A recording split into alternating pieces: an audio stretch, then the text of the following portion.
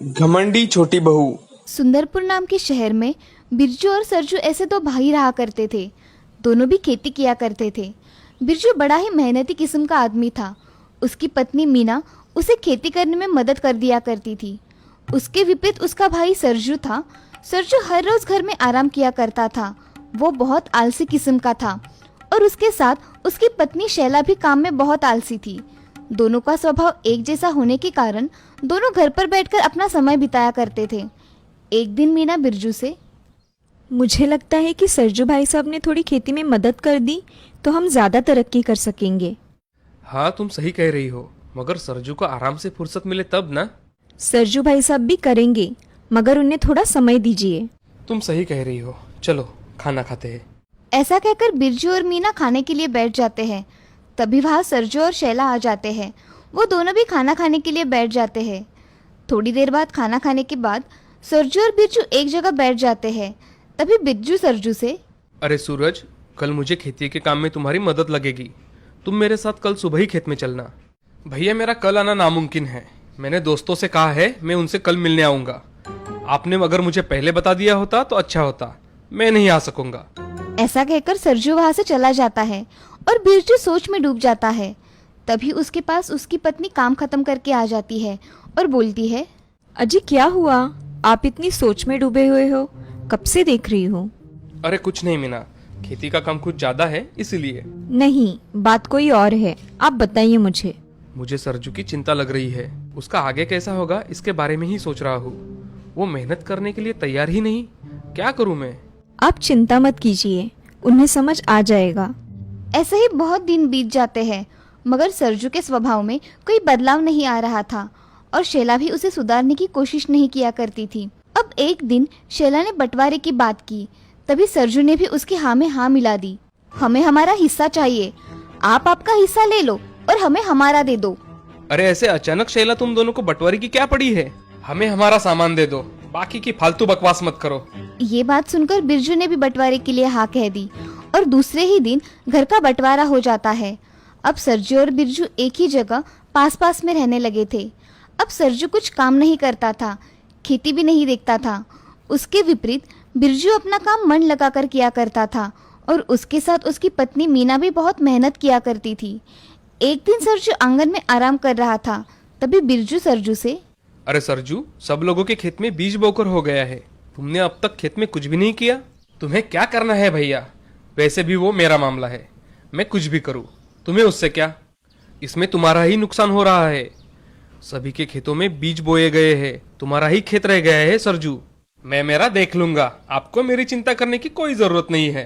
तभी उन दोनों की बातें सुन शैला वहाँ आ जाती है और बिरजू से, भैया ये जो कह रहे हैं वो सही कह रहे हैं। आपको हमारी चिंता करने की कोई जरूरत नहीं है, हम हमारा देख लेंगे। ये सब बातें सुन मीना भी बाहर आ जाती है और तभी मीना बिरजू से, अजी आप किसकी मुंह लग रहे हो? इनके तो मुंह लगना भी अच्छा नहीं, आप घर में चलिए। ऐसा कहकर बिरजू और मीना घर में चले जाते हैं। अब ऐसे ही बहुत दिन बीत जाते हैं। शैला और सरजू कुछ काम नहीं करते, वो घर में बैठकर सिर्फ आराम करते हैं। उनके पास जितना भी पैसा था थोड़ा थोड़ा करके खत्म हो रहा था। तभी सरजू शैला से, अरे शैला, सच में सबके खेतों में इस बार बहुत अनाज आया है और हमने तो खेत में कुछ बोया ही नहीं। जाने दीजिए, हमारे पास है अभी के लिए, वो हमारी जमा पूंजी कब काम आएगी। हाँ, तुम ठीक कह रही हो। ऐसे ही दिन बीत रहे थे, मगर उनका कमाने का कोई ठिकाना ही नहीं था। इसीलिए उनके पास के सब पैसे खत्म हो रहे थे। ऐसे ही एक दिन उनके घर के सामने एक साधु आया और साधु शैला से, माई, कुछ खाने को दे दो माई। अरे तुम्हारे जैसे ढोंगी साधु को मैं क्यों खाना दूं? तुम तुम्हारा खाना खुद ढूंढ लो। साधु ये सब बातें सुनकर वहाँ से चला ही जा रहा था। तभी मीना की नजर साधु पर पड़ गई। उसने उन्हें कहा, बाबा आप हमारे घर पधारे, इसकी बातों का बुरा मत मानिए, वह नादान है। ये सब बातें सुन शैला गुस्से में वहाँ से चली जाती है। तभी मीना साधु को लेकर अपने घर चली जाती है। तभी बिरजू घर में उनका स्वागत करता है। आइए साधु बाबा, आपका हमारे घर में स्वागत है। मीना, बाबा के लिए खाना लेकर आओ। मीना साधु बाबा के सामने खाना रख देती है और साधु बाबा से, बाबा आप शांति से खाइए, आपको कुछ लगा तो बताइए। बाबा खाना शुरू कीजिए। ऐसा कहते ही साधु बाबा खाना खाने के लिए शुरू कर देते हैं। कुछ समय बाद साधु खाना खाकर तृप्त हो जाते हैं और उन दोनों को आशीर्वाद देकर उन्हें एक बक्सा हाथ में देते हैं और कहते हैं कि ये लो बेटी, तुम दोनों ने मेरी बहुत अच्छी सेवा की है। इसके बदले में मैं तुम्हें ये बक्सा दे रहा हूँ। इससे तुम्हें वस्तुएं मिलेगी जिससे तुम खुद की और दूसरों की मदद कर सकोगे। धन्यवाद बाबा। ऐसा कहकर बिरजू और मीना उनके पैर पड़ते हैं। तभी बाबा उन्हें बक्सा देकर जंगल में चले जाते हैं। ये सब घर में बैठी शैला देख रही थी। तभी बिरजू मीना से, अरे मीना, हमें इस बक्से की कोई जरूरत नहीं है। हम हमारे जीवन में ऐसे ही खुश है। हाँ, आप सही कह रहे हो, मगर हम लोगों की मदद के लिए इसे इस्तेमाल कर सकते हैं, जिससे उनकी कुछ मदद हो जाएगी। हाँ मीना, तुम सही कह रही हो, हम ऐसा ही करेंगे। ऐसा कहकर बिरजू और मीना घर में चले जाते हैं। अगले दिन शैला ये सब बात सरजू को बता देती है। तभी वो दोनों उन दोनों को लोगों की मदद करते देख एक दूसरे से कहते हैं, इन्हें बक्से का कैसे इस्तेमाल करें ये भी नहीं पता। हाँ ना, हम दोनों होते तो इस बक्से का सही इस्तेमाल करते और खुद के लिए सब कुछ मांग लेते। हाँ शैला, हम दोनों होते तो हमने ऐसा ही किया होता और बहुत अमीर बन गए होते। ऐसा कहकर शैला सरजू से, अजी हम भी उस साधु बाबा को ढूंढकर उनकी माफी मांगेंगे, जिससे वो हमसे प्रसन्न होकर हमें एक जादुई बक्सा दे दे। हाँ, तुम बिल्कुल सही कह रही हो, हम वैसा ही करेंगे। ऐसा कहकर सरजू और शैला जंगल में चले जाते हैं और जंगल में बाबा को ढूंढने लगते हैं। बहुत ढूंढने पर उन्हें बाबा एक पेड़ के नीचे तपस्या करते दिखाई देते हैं। तभी शैला और सरजू उनके पास चले जाते हैं। तभी शैला साधु बाबा से, नमस्ते बाबा। साधु बाबा अपनी आंखें खोल देते हैं और शैला और सरजू की ओर देखते हैं। तभी फिर से शैला, बाबा मुझसे बहुत बड़ी गलती हो गई, मैंने आपका अपमान किया, मुझे माफ कर दीजिए। हाँ बाबा, हमसे अनजाने में बहुत बड़ी गलती हो गई, हमें माफ कर दीजिए। तुम्हें इस बात का ज्ञान हुआ, यही बहुत बड़ी बात है। तुम दोनों से मैं बहुत प्रसन्न हूँ। मांगो, क्या मांगना चाहते हो? बाबा हमें भी जादुई बक्सा चाहिए, जिसकी सहायता से हम लोगों की मदद कर सके। साधु बाबा उनके मन की बात जान लेते हैं और उन्हें एक जादुई बक्सा दे देते हैं। ये लो, ये एक जादुई बक्सा है। जैसे तुम्हारे विचार है वैसा ही फल तुम्हें मिलेगा, तथास्तु। ऐसा कहकर बाबा ध्यान में लीन हो गए।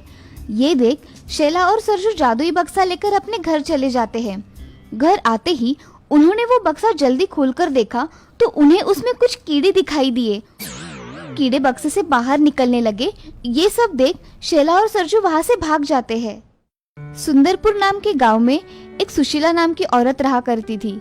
उसको एक बहू थी जिसका नाम था राधा। राधा को एक श्वेता नाम की बच्ची थी। उसे स्कूल में छोड़ने तथा घर के सारे काम राधा ही किया करती थी। बाजार से सामान लाना, ऐसे छोटे मोटे काम तो वो आते जाते कर लेती थी। सुशीला अचार पापड़ और दही बेचने का व्यवसाय किया करती थी। उसका लड़का सुधीर खेत में काम किया करता था। उसके यहाँ एक गाय भी थी। उसी गाय के दूध से सुशीला दही बनाती थी और बेचती थी। सुशीला का धंधा बहुत अच्छी तरह से चल रहा था। उसके यहाँ एक दिन गांव का एक आदमी आता है। वो सुशीला से, सुशीला बहन, मुझे तुमसे कुछ काम है, जरा बाहर आना। अरे रघु भाई साहब, आइए ना, इधर कैसे आना हुआ? बहन, मेरे बिटिया की शादी है तो मुझे 5 किलो अचार और 5 किलो पापड़ लगेंगे। मिलेंगे ना शादी तक? हाँ मिल जाएंगे। दही भी अच्छा है मेरे घर का, मेहमान उंगलियां चाटते रह जाएंगे। हाँ वो तो पता है बहन, दही में शादी के दिन लेकर जाऊंगा, ठीक है? ठीक है भाई साहब, आपके पापड़ कल ही बना के रखूंगी और अचार भी साथ में बनाकर रखूंगी। आप कल आकर लेकर जाना। ठीक है सुशीला बहन, ये लीजिए आपका एडवांस। मैं कल आकर अचार और पापड़ लेकर जाऊंगा। जी। ऐसा कहकर रघु वहाँ से चला जाता है। रघु जाते ही सुशीला काम करने लग जाती है। उसके पास अचार था मगर उसे पापड़ तैयार करने थे, वो भी एक दिन में। इसीलिए वो जल्दी जल्दी में पापड़ का आटा बनाने के लिए लग जाती है और वो उस दिन राधा की मदद लेने की सोचती है। सुशीला राधा से, राधा। हाँ माँ जी। जरा इधर आना, मुझे ये पापड़ का आटा गूंदने में मेरी मदद करो।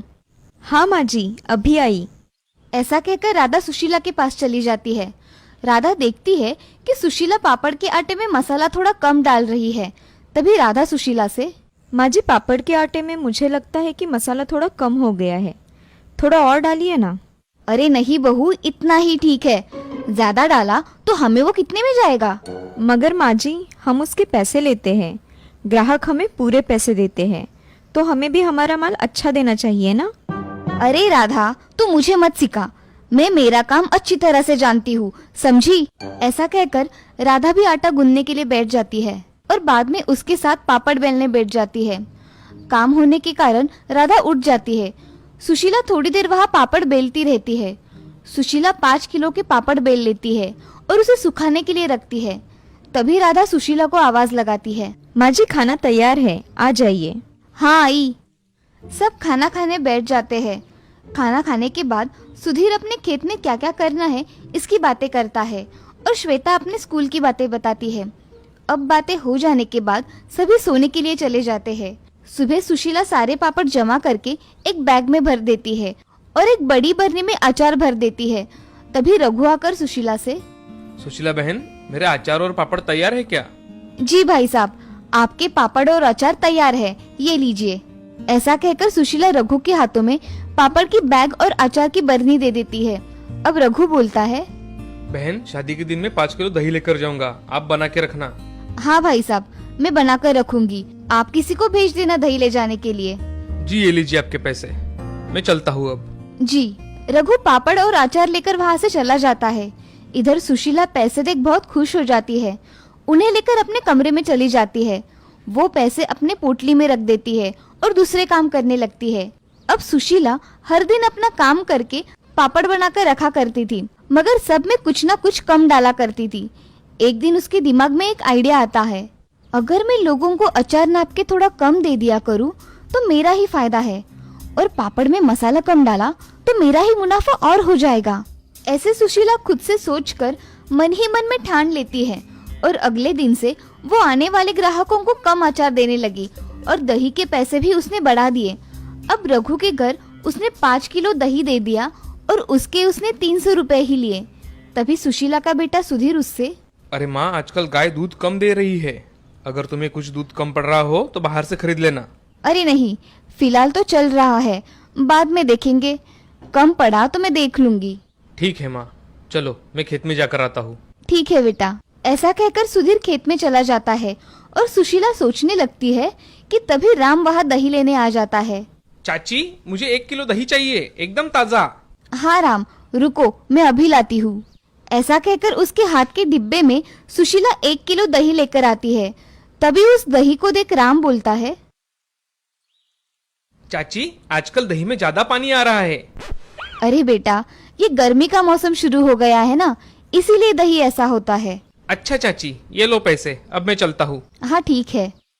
सुशीला पैसे गिनती है और खुद से बोलती है, इसे कम पैसों में दही भी अच्छा चाहिए। कौन यहाँ इतनी ईमानदारी से धंधा करता है, आया मुझे सिखाने वाला। ऐसा कहकर सुशीला घर में चली जाती है। उसे सुधीर की बातें याद आती है कि दूध कम पड़ गया तो बाहर से मंगवा लेना। वो फिर से मन ही मन में सोचती है, अगर दूध कम पड़ गया तो मुझे कुछ ना कुछ करना पड़ेगा, नहीं तो मेरे ग्राहक कम हो जाएंगे।